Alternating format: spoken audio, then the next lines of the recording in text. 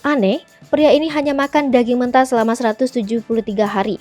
Tuai pro dan kontra. Seorang vlogger asal Amerika ini berhasil menjadi perbincangan publik karena aktivitas makan yang ia jalani selama beberapa bulan ini. Bagaimana tidak, pria di balik akun Instagram Raw Meat Experiment ini hanya memakan daging saja selama 173 hari.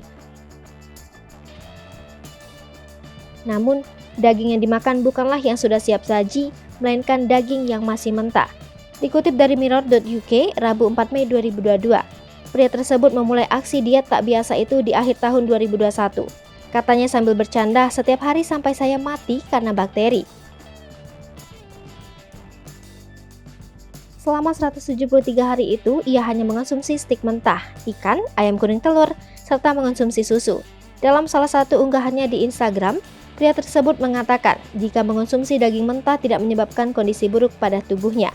Aktivitas memakan daging mentah yang diunggah di akun Instagramnya itu mendapat banyak kritikan dari pengikutnya.